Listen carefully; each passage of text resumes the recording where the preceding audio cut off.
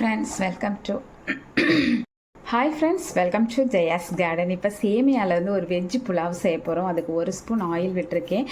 அதில் வந்து கடுகு, உளுந்தம்பருப்பு, கடலைப்பருப்பு எல்லாம் போட்டு நல்லா பொரிய விடலாம். நல்லா செவந்து பொரிஞ்சிடுச்சு. இப்போ காரத்துக்கு தகுந்த மாதிரி ஒரு 5-6 மிளகா, அதுக்கப்புறம் ஒரு பல்லாரி வெங்காயம் போட்டு நல்லா வதக்கிக்கலாம். ஓரளவு கண்ணாடி பதம் வதங்கிடுச்சு. இப்போ வந்து ஒரு பெரிய தக்காளி போட்டுக்கலாம். ரொம்பலாம் மசிய வேணாம். இந்தளவு வதங்கின உடனே முளைக்கட்டின பச்சை பட்டாணி, அதுக்கப்புறம் கேரட்டு, பீன்ஸு எல்லாமே நம்ம நிறையவே கட் பண்ணி வச்சுருக்கோம். இதில் காய்கறிகள் கொஞ்சம் அதிகமாக தான் போடுறோம்.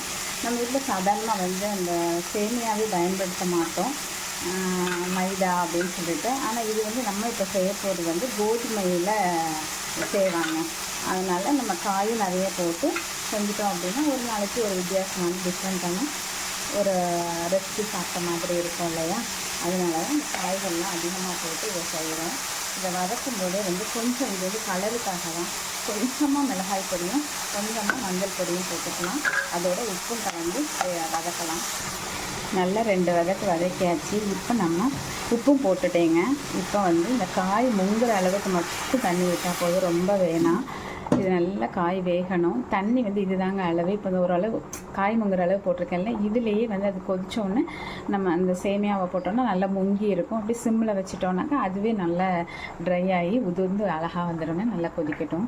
உப்பு மட்டும் கொஞ்சம் முன்னாடி இருக்கான்னு பார்த்துக்கோங்க, அப்படின்னா தான் வந்து உப்பு கரெக்டாக இருக்கும். இது கொதிச்சிட்டு இருக்கும்போதே கொத்தமல்லி தலைகளையும் போட்டுடலாம். அப்போ தான் வந்து ஃப்ளேவர் நல்லாவே இறங்கி இருக்கும். கடைசியாக போடுறத விட இந்த மாதிரி போட்டோன்னா ஃப்ளேவர் நல்லா இறங்கி இருக்கும். காயெல்லாம் நல்லா வெந்துடுச்சு ஃப்ரெண்ட்ஸ். இப்போ நம்ம இந்த கோதுமை சேமியா அதை அப்படியே போட்டு எல்லா பக்கமும் நல்லா ஸ்ப்ரெட் பண்ணி விட்டுட்டு, முங்குற அளவுக்கு ஸ்ப்ரெட் பண்ணி விட்டு சிம்மில் வச்சிடணும். அப்போ தான் நல்லா வெந்து உதிர்ந்து வரும். சிம்மில் வச்சு கிளறி விட்டுட்டு மூடி வச்சிடலாம். நல்லா சுருள 2 தடவை வதக்கி விட்டுட்டேன். பாருங்களேன், இந்த தண்ணியிலே வெந்துடுச்சு. அவ்வளோதான். இதில் லேசாக தண்ணி இருந்தால் போதும், ஒரு 1/2 டம்ளர் தண்ணி இருந்தால் போதும். கொஞ்சம் நேரம் மூடி வச்சிடலாம். மூடி வச்சா அப்படி உதிர்ந்து வந்துடும்.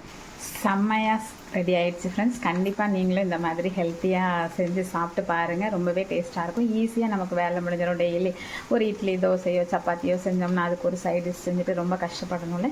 இது ஈஸியாக இருக்கும். இங்கே பாருங்களேன், உதிர இருக்கா, ஓகேங்களா? நல்லா இருக்குல்ல? ஓகே ஃப்ரெண்ட்ஸ், இந்த வீடியோ உங்களுக்கு பிடிச்சிருந்துன்னா லைக் பண்ணுங்கள், ஷேர் பண்ணுங்கள், கமெண்ட் பண்ணுங்கள். மறக்காமல் சப்ஸ்கிரைப் பண்ணி சப்போர்ட் பண்ணுங்கள் ஃப்ரெண்ட்ஸ்.